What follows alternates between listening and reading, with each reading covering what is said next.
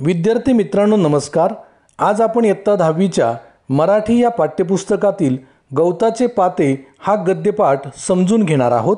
या पाठाचे लेखक आहेत वी.स. खांडेकर। गवताचे पाते ही एक रूपक कथा आहे। सृष्टीतील पाने व गवताचे पाते या घटकांच्या रूपकातून माणसाच्या विविध वृत्ती प्रवृत्तीचे भावभावनांचे दर्शन या रूपक कथेतून घडवले आहे। तरुण पिढीच्या बेजबाबदारपणाबद्दल वडीलधारी पिढी सतत बोलत असते, तर वडीलधाऱ्या माणसांच्या सांगण्याकडे तरुण पिढीचा काय कटकट आहे बुवा असा त्रासिक भाव सदैव असतो। दोन व्यक्ती एकमेकांना समजून घेत नाहीत, समजून न घेतल्यामुळे दोन पिढीतील अंतर कायम राहते। चला तर मग आज आपण गवताचे पाते ही रूपकथा समजून घेऊया। लेखक वी.स. खांडेकर यांचा परिचय। वी.स. खांडेकर हे प्रसिद्ध कादंबरीकार, कथाकार, लघुनिबंधकार, समीक्षक आणि पटकथा लेखक। 1974 साली ज्ञानपीठ पुरस्काराने खांडेकरांच्या वाङ्मय सेवेचा यथोचित गौरव करण्यात आला। ज्ञानपीठ मिळवणारे खांडेकर हे पहिले मराठी लेखक आहेत। भारत सरकारने त्यांना पद्मभूषण या पुरस्काराने सन्मानित केले। कांचनमृग, दोन ध्रुव, उल्का, दोन मणे, हिरवा चाफा, रिकामा देव्हारा, पांढरे ढग, पहिले प्रेम, जळलेला मोहोर, ययाती, अमृतवेल आणि अश्रू या कादंबऱ्या प्रकाशित आहेत। वायुलहरी, चांदण्यात सायंकाळ, अविनाश, मंदाकिनी इत्यादी लघुनिबंध संग्रह प्रकाशित आहेत। वनभोजन, धुंदुरमास, फुले आणि काटे, गोकर्णीची फुले, गोफ आणि गोफण इत्यादी समीक्षा लेखसंग्रह प्रकाशित आहेत। रूपक कथा ही खांडेकरांची मराठी कथेला देणगी आहे। आपले जीवनविषयक तत्त्वज्ञान आणि आदर्श मूल्य यांची मांडणी खांडेकरांनी रूपक कथांतून केली। सुवर्णकन, क्षितिज स्पर्श, वेचलेली फुले हे त्यांचे रूपक कथासंग्रह आहेत। यापैकी सुवर्णकन हा खलील जिब्रान यांच्या रूपक कथांचा अनुवाद आहे। प्रस्तुत कथा ही त्यातीलच एक आहे। खांडेकरांनी सृष्टीतील पाने, गवताचे पाते या घटकांच्या रूपकातून माणसाच्या विविध वृत्ती प्रवृत्तींचे भावभावनांचे दर्शन या रूपक कथेतून घडवले आहे। बालपणापासूनच आपणाला कथा खूप आवडतात। विज्ञान कथा, ऐतिहासिक कथा, जातक कथा, साहस कथा, रहस्य कथा असे कथेचे अनेक प्रकार आहेत। यापैकी एक प्रकार म्हणजे रूपक कथा होय। रूपक कथेचे वैशिष्ट्य म्हणजे ती आकाराने लहान असते। तिच्यात अर्थघनत्व, आशय समृद्धता आणि सूचकता असल्याने ती अधिक परिणामकारक होते। नाट्यात्मकता, अलंकारिकता आणि संदेशपरता ही रूपक कथेची आणखी काही वैशिष्ट्ये होत। अर्थघनत्व म्हणजे कथेत गहन अर्थ दडलेला असतो। आशय समृद्धता म्हणजे कथेचा आशय अर्थाने समृद्ध असतो। छोट्या कथेत मोठा आशय सामावलेला असतो। सूचकता म्हणजे रूपकथेतून चांगलं काही सुचवण्याचा प्रयत्न केलेला असतो। नाट्यात्मकता म्हणजे झाडाचे पान व गवताचे पाते यातील संवाद नाट्यमय रीतीने येथे केलेला आहे। अलंकारिकता म्हणजे रूपकथेत अलंकारिक भाषेचा वापर केला जातो। संदेशपरता म्हणजे या कथेतून संदेश दिला जातो। रूपक कथेतून वाच्यार्थ क्षणोक्षणी अंशतः कमी होत जाऊन लक्षार्थ प्रभावीपणे सूचित होतो। वाच्यार्थ म्हणजे साधा सरळ अर्थ, लक्षार्थ ध्वनित होणारा दुसराच अर्थ। इथे वाच्यार्थ काय आहे तर झाडाचे गळणारे पान व गवताचे पाते या कथेचा जसा आहे तसा घेतलेला अर्थ। आणि लक्षार्थ म्हणजे काय तर झाडाचे गळणारे पान व गवताचे पाते यातून वडीलधारी मंडळी व तरुण पिढी यांच्यातील विसंवाद विद्यार्थ्यांच्या लक्षात आणून देणे या अर्थी। खालील कथा वाचून आपल्याला त्याचा अनुभव येईलच। हिवाळा नुकताच सुरू झालेला होता। झाडावरून एकामागून एक पिकलेली पाने गळू लागली। पट पट पट त्यांचा तो पट पट असा कर्णकटू आवाज। हिवाळ्याच्या दिवसात पानगळ होते। झाडाची पिकलेली पाने एकामागून एक गळून पडतात। पिकलेली पाने गळून पडताना पट पट पट असा आवाज होतो आणि हा आवाज कर्णकटू म्हणजे कर्कश आहे असे वर्णन केलेले आहे. तो आवाज ऐकून धरणी मातेच्या कुशीत झोपी गेलेले एक चिमणे गवताचे पाते जागे झाले. गिरक्या खात खात जमिनीवर येणाऱ्या एका पानाला ते म्हणाले, पडता पडता किती कटकट करतोयस तू. तुझ्या ह्या दंग्यानं माझ्या साऱ्या गोड गोड स्वप्नांचा चुराडा झाला की. गिरक्या खाणे, स्वतःभोवती गोलगोल फिरणे, स्वप्नांचा चुराडा होणे, सुखकारक गोष्टींचा नाश होणे. पानांचा आवाज ऐकून धरती मातेच्या कुशीत झोपी गेलेले चिमुकले गवताचे पाते जागे होते. धरती मातेच्या कुशीत झोपी गेलेल्या गवताच्या पात्याला गिरक्या घेत झाडावरून गळून पडणाऱ्या पानामुळे जाग आलेली आहे. पानांच्या कर्णकटू आवाजामुळे गवताच्या पात्याच्या मनातील गोडगोड स्वप्नांचा चुराडा झालेला आहे. येथे झाडाचे पान आणि गवताचे पाते ही दोन रूपके वापरली आहेत. जणू काही ती माणसांसारखी कृती करतात. येथे गवताचे पाते सुख समाधानाने जगत आहे, गोड स्वप्नात आहे असे वर्णन केलेले आहे. मी अनुभवतो ते सुख झाडाच्या पानाला मिळत नाही असे गवताला वाटते. आपण भाग्यवान आहोत, सुखी समाधानी जीवन जगत आहोत आणि म्हणून उच्च दर्जाच्या जीवनातली सुखाची गोडी त्या कटकट्या किरकिऱ्या पानाला कधीच कळू शकणार नाही असे गवताच्या पात्याला वाटते. पानाला राग आला. ते चिडून म्हणाले, अरे जा चिडखोर बिब्बा कुठला. मातीत जन्मून मातीतच लोळणाऱ्या तुझ्यासारख्या क्षुद्र गवताच्या पात्याला आमच्या ह्या उच्च वातावरणाची कल्पना कशी येणार. हा दंगा नाही बेटा, हे गाणं चाललंय. जन्मात कधी न करणाऱ्या तुझ्यासारख्या अरसिकाला ते समजायचं नाही.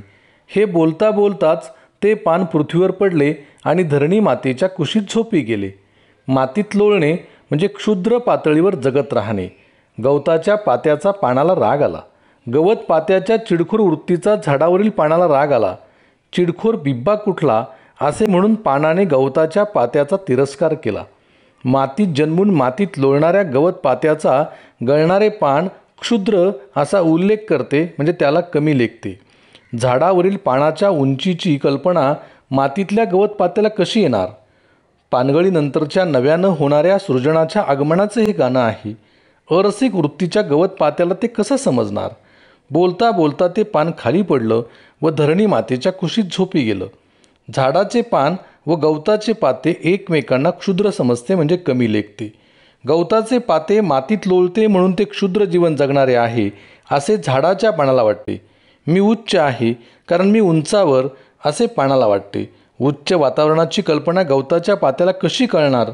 या रूपकातून माणसांचा स्वभाव अत्यंत सुंदर रीतीने व्यक्त केला आहे. झाडावरून गळून पडणाऱ्या पानाला आपण उच्च दर्जाचे आहोत आणि गवत पाते मात्र अत्यंत खालच्या दर्जाचे आहे असे वाटते. ते पुन्हा जागे झाले ते वसंताच्या संजीवक स्पर्शाने. संजीवक म्हणजे नवीन जीवन देणारे. त्या स्पर्शात विलक्षण जादू होती. त्या जादूने आता त्या पानाचे रूपांतर गवताच्या चिमुकल्या पात्यात झाले होते. जे पान जमिनीवर पडले होते ते मातीत कुजते. पाऊस पडतो. वसंत ऋतू सुरू होतो. वसंत ऋतूचा संजीवक स्पर्श होतो. संजीवक म्हणजे चैतन्य देणारे, नवीन जीवन देणारे. त्या पानाला नवे रूप प्राप्त होते.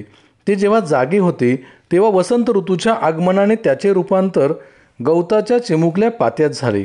गळून पडलेले पान मातीत मिसळते आणि त्या पानातूनच नवीन गवत पाते निर्माण होते. पुन्हा हिवाळा आला. थंडीने कुडकुडत गवताचे पाते धरणी मातेच्या कुशीत लपू लागले, झोपू लागले. पण पुन्हा पुन्हा त्याची झोपमोड होऊ लागली. जिकडे तिकडे झाडांवर पाने सळसळत होती. पट पट असा आवाज करीत पृथ्वीवर पडत होती. पुन्हा हिवाळा आला.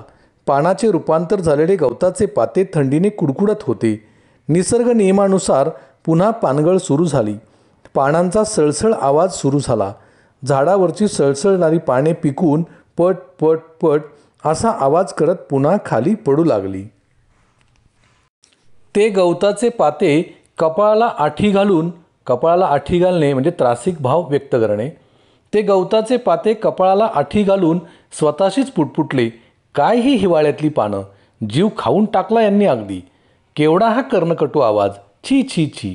माझ्या साऱ्या गोड गोड स्वप्नांचा चेंदा मेंदा केला यांनी. गळून पडणाऱ्या पानांकडे कपाळाला आठी घालून म्हणजे त्रासिक भाव व्यक्त करून गवत पाते स्वतःशीच पुटपुटले. हिवाळ्यातल्या ह्या पानांनी अगदी जीव खाऊन टाकला असे ते स्वतःशीच पुटपुटले. जीव खाणे म्हणजे खूप त्रास देणे. केवढा हा कर्णकटू आवाज. माझ्या साऱ्या गोड गोड स्वप्नांचा चेंदामेंदा केला यांनी. चेंदामेंदा करणे म्हणजे चुराडा करणे. आता आपण रूपक कथेचा भावार्थ समजून घेऊया. अगदी साध्या सुध्या अशा नैसर्गिक गोष्टीतून मानवी स्वभावाचे विविध पैलू दिग्दर्शित करण्याचे लेखकाचे सामर्थ्य या कथेत सुंदर रीतीने प्रकट झाले आहे. गळून पडलेली पाने मातीत मिसळून जातात आणि पुढे त्या मातीतूनच गवताची चिमुकली पाती वर डोकावून पाहू लागतात. झाडाचे पान आणि गवताचे पाते या नैसर्गिक गोष्टीतून मानवी स्वभावाचे विविध पैलू म्हणजे बाजू दाखवण्याचे लेखकाचे सामर्थ्य या कथेत सुंदर रीतीने प्रकट झालेले दिसते. गळून पडलेली पाने मातीत मिसळून जातात. मातीत मिसळून जातात म्हणजे जीवनाचा अंत होतो. त्याच मातीतून गवताची चिमुकली पाती वर डोकावून पाहू लागतात म्हणजे उगवतात, म्हणजे गवताची पाती जन्म घेतात. दोघांच्याही अंतरंगात खेळणारा जीवनरस एकच आहे. पण झाडावरून गळून पडणारे पान आपल्या उच्च पदाचा खोटा अभिमान बाळगून गवताच्या पात्याला क्षुद्र लेखते आणि त्या पडणाऱ्या पानाचा आवाज ऐकून आपली सुंदर स्वप्ने भंग पावल्याची तक्रार ते पातेही करत सुटते. वास्तविक पाहता झाडाचे पान आणि गवताचे पाते यात एकच जीवनरस आहे. झाडावरून गळून पडणारे पान आपल्या उच्च पदाचा खोटा अभिमान मनात बाळगून गवताच्या पात्याला कमी लेखते. पडणाऱ्या पानाचा कर्णकटू म्हणजे कर्कश आवाज ऐकून आपले स्वप्न भंग पावल्याची तक्रार चिमुकले गवत पाते करते. परिस्थिती बदलते. झाडावरचं पान खाली पडतं. आज त्याचं रूपांतर गवताच्या पात्यात झालं. त्याच्या भावना बदलल्या, दृष्टिकोन बदलला.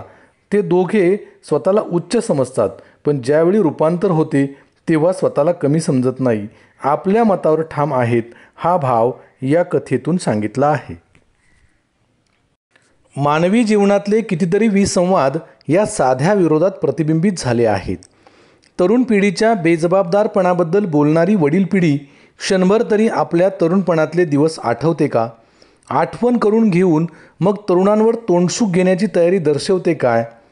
गवताचं पातं आणि झाडाचं पान या रूपकातून इथे मानवी जीवनही अशाच प्रकारच्या विसंवादाने भरलेले आहे असे लेखकाला सांगायचे आहे. एक पिढी दुसऱ्या पिढीला नावे ठेवण्यातच आपली सर्व शक्ती खर्च करते. वडील पिढी तरुण पिढीच्या बेजबाबदारपणाबद्दल बोलत असते. वडील पिढीला वाटते की तरुण पिढी फक्त मौजमजा करण्यात धन्यता मानते. आयुष्याचा खरा अर्थ या तरुणांना कळत नाही असेही वाटते. मात्र आपण तरुण असताना काय करत होतो हे त्यांना आठवत नाही, किंबहुना ती लक्षात घ्यायची त्यांची तयारी नसते. तरुण पिढीवर तोंडसूक घेताना म्हणजे टीका करताना म्हणजे नावे ठेवताना ते आपला भूतकाळ विसरतात. आणि वडील पिढीच्या सांगण्याकडे कपाळाला आठी घालून पाहणारी तरुण पिढी तरी प्रौढ झाल्यावर काय करते? तीही जुना कित्ताच गिरवत बसते. बाह्य स्वरूप कितीही बदलले तरी त्याच मनोवृत्तीची पुनरावृत्ती होत असलेली दिसते आणि पिढीतील अंतर कायम राहते. वडील पिढीला तरुण पिढीचे वागणे पटत नाही. वडील पिढी त्यांच्या बेजबाबदारपणाबद्दल बोलत असते. माणसाच्या स्वभावाची गंमत आहे. आपल्या मुलाने सकाळी लवकर उठावे, व्यायाम करावा, नियमित अभ्यास करावा, त्याने चांगल्या मुलांची संगत धरावी, परीक्षेत जास्त गुण मिळवावे असे प्रत्येक वडील पिढीला म्हणजे मोठ्या माणसांना वाटते. या वडील पिढीच्या सांगण्याकडे तरुण पिढी कटकट म्हणून पाहतात, त्रासिक भाव व्यक्त करतात. त्यांना वडील पिढीचे सांगणे कटकटीचे वाटते, वडील पिढीचा अडथळाच वाटतो. परंतु जेव्हा हीच तरुण पिढी प्रौढ झाल्यावर म्हणजे वडील पिढीत रूपांतरित झाल्यावर तीही जुनाच कित्ता गिरवीत असतात. नव्या पिढीबद्दल तक्रारी करत असतात. आधीच्या काळात त्यांच्या आईबाबांनी धरलेले आग्रह त्यांनी उधळून लावले होते. मात्र हे आजच्या आधुनिक काळात घडत नाही. जन्म व बालपण, तारुण्य, वार्धक्य आणि नंतर मृत्यू हे चक्र अखंडपणे पृथ्वीच्या निर्मितीपासून चालू आहे. एका पिढीचे दुसऱ्या पिढीत रूपांतर होते, परंतु मनोवृत्ती कायम राहते. त्यामुळेच दोन्ही पिढीतील अंतरही कायम राहते. प्रत्येकजण स्वतःच्या जागेवरून बघत असतो. तिथून जग जसे दिसते आणि तेवढेच खरे आहे असं तो मानतो. म्हणून प्रत्येक पिढीत ते तसेच घडत राहते. दुसऱ्याच्या जागी स्वतःला कल्पून त्याचे सुखदुःख जाणण्याची किंवा त्याच्याशी सहानुभूतीने समरस होण्याची प्रवृत्तीच मनुष्यात नाही. मालक आणि मजूर ह्या दोघांच्या स्थानांची अदलाबदल केली तर त्यांच्या स्वभावात काही बदल होईल का? आपण दुसऱ्याच्या ठिकाणी उभे राहून कधीच विचार करीत नाही. दुसऱ्याच्या सुखदुःखात समरस होत नाही. त्याचे प्रश्न, त्याच्या समस्या समजून घेत नाही. आपल्या दृष्टीने आपण आपला विचार करतो, म्हणून आपल्या स्वभावात बदल होत नाही. एकमेकांना समजून घेतलं पाहिजे. मालक आणि मजूर ह्या दोघांच्याही स्थानांची अदलाबदल केली तरी त्यांच्या स्वभावात काही बदल होत नाही. म्हणजेच मजूर मालकांच्या भूमिकेत जातो तेव्हा तोही मालकासारखाच वागतो. याचा अर्थ छोट्याशा कथेतून हा मोठा आशय लेखकांनी मांडला आहे. त्यातून मानवी प्रवृत्तीचे दर्शन घडवले आहे. गवताचे पाते या रूपक कथेवर आधारित पुढे स्वाध्याय दिलेला आहे. तो तुम्ही तुमच्या वहीत सोडवा. प्रश्न 1. उतार्याच्या आधारे सूचनेनुसार कृती करा.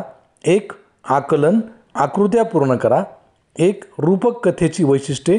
पुढे 6 चौकटी आहेत, त्यात उत्तर लिहा. 2. गवताच्या पात्याची स्वभाव वैशिष्ट्ये. पुढे 4 चौकटी आहेत, त्यात उत्तर लिहा. पानाची स्वभाव वैशिष्ट्ये. पुढे 2 चौकटी आहेत, त्यात उत्तर लिहा. गवताच्या पात्यासाठी पाठात आलेले शब्द व शब्दसमूह. पुढे 5 चौकटी आहेत, चौकटी पूर्ण करा. 1. झाडावरून गळून पडणारी. 2. कर्णकटू आवाजाने जागे होणारे. 3. सुंदर स्वप्नांमध्ये दंग असणारे. 4. पानाने गवत पात्याला दिलेली उपमा. 5. संजीवक स्पर्शाने गवत पात्याला जागे करणारा. 6. नव्या गवत पात्याचा जीव खाऊन टाकणारी. 7. गवत पात्याने उराशी बाळगलेली भावना. 8. तरुण पिढी बेजबाबदार आहे असे मानणारी. 9. वडील पिढी कटकटी असते असे मानणारी. यापुढे दिलेल्या चौकटीमध्ये उत्तर लिहायचे आहे. खालील वाक्यांच्या सहाय्याने गवताचे पाते आणि पिकलेले पान यांच्या वृत्तीतील फरक स्पष्ट करा व तक्ता पूर्ण करा. अ. गोड स्वप्न बघणारे. आ. स्वतःला रसिक समजणारे. ई. कर्णकटू आवाज सहन न होणारे. ई. स्वतःला उच्चपदस्थ समजणारे. गवताचे पाते आणि पिकलेले पान. पुढे तक्ता दिलेला आहे, त्यामध्ये गवताचे पाते आणि पिकलेले पान यांच्या वृत्तीतील फरक लिहायचा आहे. स्वमत. 1. तरुण पिढी व वडील पिढी यांची स्वभाव वैशिष्ट्ये पाठाच्या आधारे लिहा. 2. गवताच्या पात्याच्या ठिकाणी तुम्ही असता तर तुम्ही पानाला काय उत्तर दिले असते? या दोनही प्रश्नांची उत्तरे 8 ते 10 ओळीत लिहा. विद्यार्थी मित्रांनो, आपण हा व्हिडिओ ऐकलात, पाहिलात त्याबद्दल खूप खूप धन्यवाद. व्हिडिओ निर्मिती आणि संकल्पना श्री नाना शिवले, माजी उपसभापती, शिक्षण मंडळ पिंपरी चिंचवड महानगरपालिका, प्रेरणा माध्यमिक विद्यालय, लक्ष्मण नगर, थेरगाव, पुणे आणि श्री प्रवीण मुंडे, श्रीमती SD गणगे प्रशाला, कृष्णानगर, चिंचवड, पुणे. धन्यवाद.